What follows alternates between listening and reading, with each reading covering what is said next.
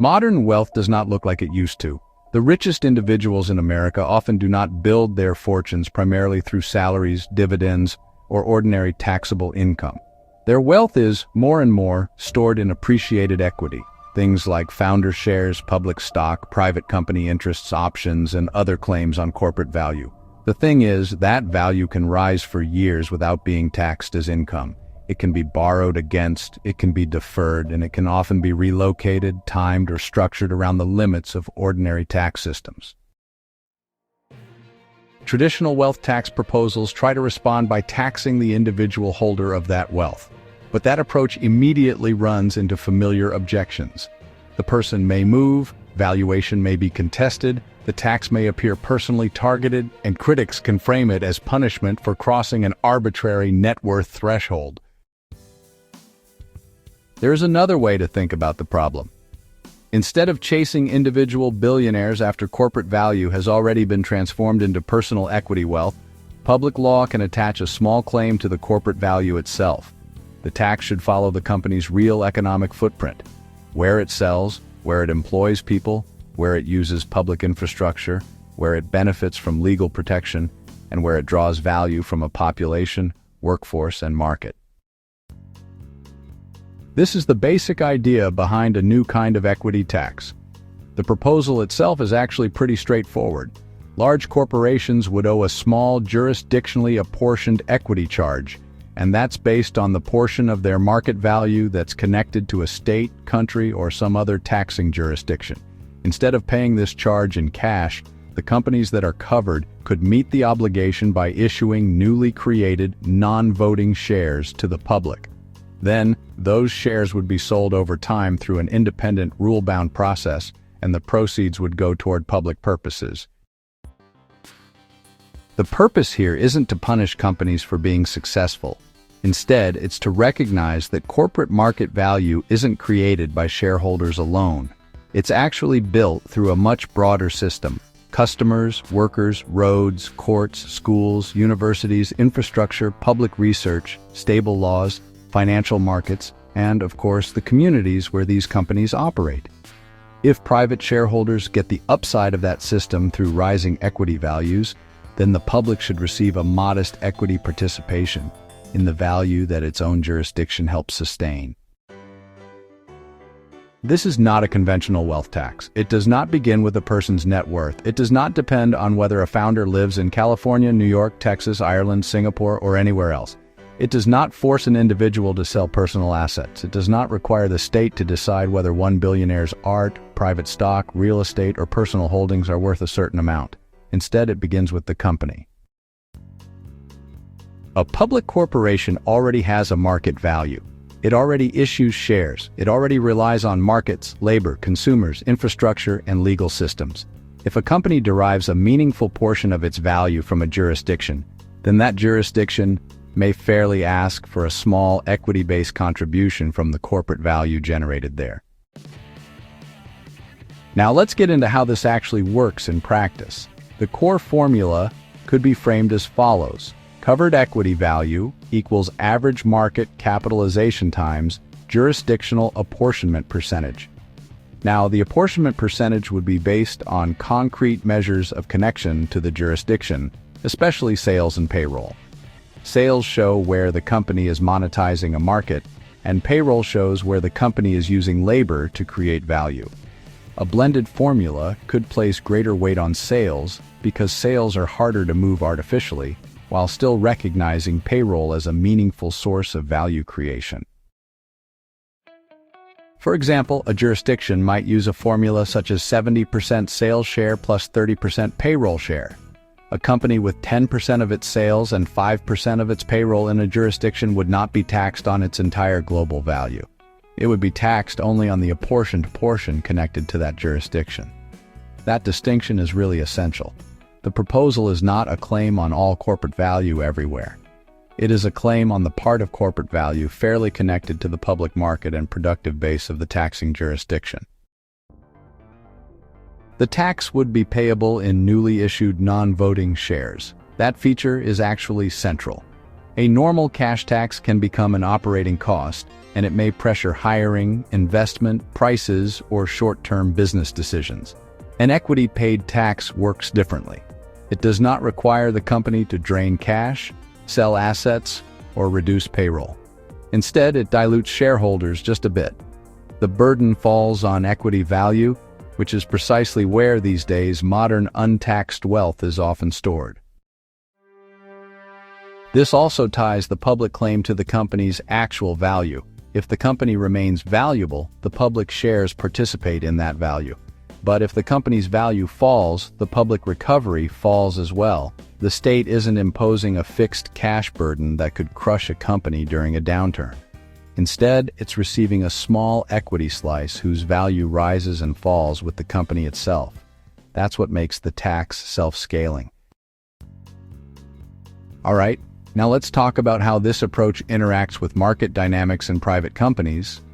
The idea is that, by tying public claims to equity, the system can adapt to changes in valuation, whether it's a public or private firm. This flexibility helps ensure that companies aren't unfairly penalized during tough times, and it also means the public only benefits when there's real value being created. For private companies, similar principles apply, but the mechanisms for valuing and distributing shares might look a bit different since there's no public stock price. Still, the fundamental goal stays the same: to align public benefit with genuine company performance.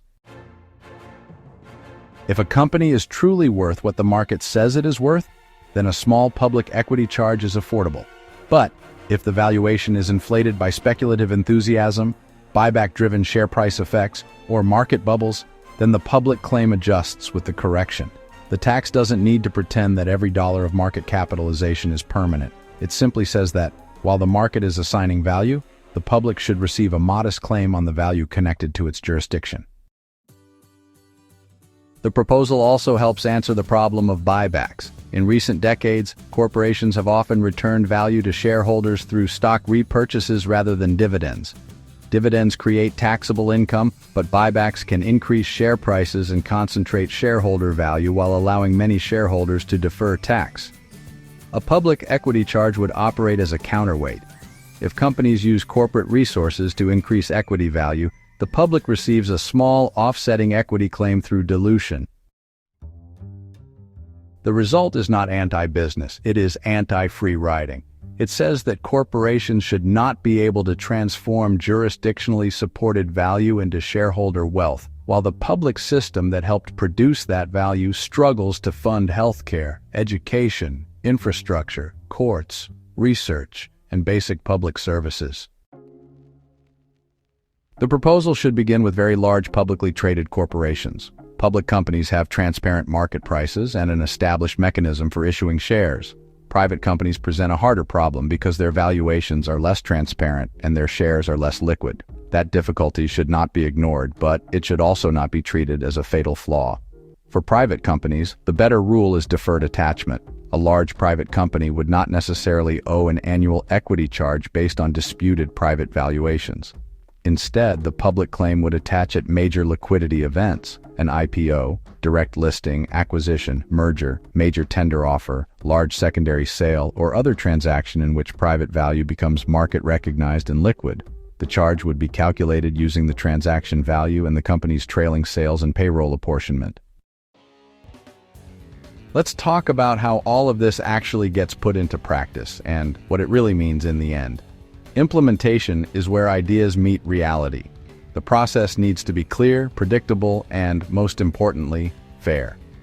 By setting up a system where companies know exactly what's expected of them, when and how they'll contribute, everyone can plan ahead.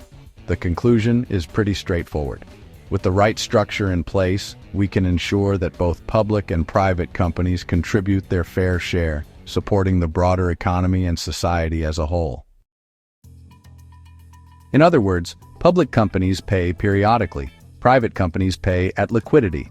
That prevents private status from becoming a permanent escape hatch while avoiding the administrative chaos of annually valuing every large private company.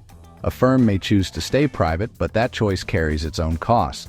reduced liquidity, harder employee compensation, more limited access to public capital, and diminished ability for founders and investors to convert paper wealth into usable financial power. If and when the company enters the public market or otherwise converts private value into liquid value, the public claim comes due. The shares received by the public should be non-voting. The state should not become an ordinary corporate actor or use tax-acquired shares to influence management, politics, speech, labor disputes, or business strategy. The shares should be transferred to an independent public trust or treasury vehicle required to liquidate them over time under transparent rules. The goal is revenue, not corporate control. The proposal should also include guardrails. It should apply only above a high threshold, so ordinary businesses are not affected. It should use trailing average market capitalization to avoid single-day volatility. It should include anti-avoidance rules for entity fragmentation, artificial payroll shifting, manipulative transfer pricing, and restructuring designed primarily to defeat apportionment. It should coordinate with existing corporate tax systems rather than replacing them casually. It should require public reporting so voters can see which companies are paying, how the apportionment works, how many shares are received, and how the proceeds are used. The deeper goal is replication. A one-state personal wealth tax creates a simple avoidance story: move away. A corporate equity tax tied to sales and payroll creates a different incentive. To avoid it, a company would have to abandon customers, reduce its workforce, restructure operations, or sacrifice access to a valuable market. Those are real costs. They may damage the very value shareholders are trying to protect. If multiple jurisdictions adopt compatible versions of the same model, the advantage of being the standout resistor declines. The question changes from why would a billionaire stay here to why would any jurisdiction allow corporations to monetize its market and labor force without receiving public equity participation in the value created there? That is the long-term promise of this proposal. It is designed not only to raise revenue, but to become a replicable framework. It avoids many of the objections to a personal wealth tax. It does not target individuals by net worth. It does not depend on residence. It does not force personal asset sales. It does not disrupt company operations through immediate cash extraction. It is tied to measurable business activity. It is paid through equity, not operating cash. It reaches modern wealth in the form in which modern wealth actually exists. The public should debate the details: the rate, the threshold, the sales and payroll formula, the treatment of private companies, the liquidation rules, the constitutional limits, and the proper use of revenue. But the underlying principle deserves serious consideration. Modern corporate value is not created in isolation. It is built through public systems, public markets, public law, public infrastructure, and public labor forces. When that value becomes shareholder equity, the public should not be left waiting for taxable income that may never arrive. A new kind of equity tax would recognize that reality directly. It would not chase wealth after it escapes into unrealized appreciation. It would not wait for billionaires to decide when, where, or whether to realize gains.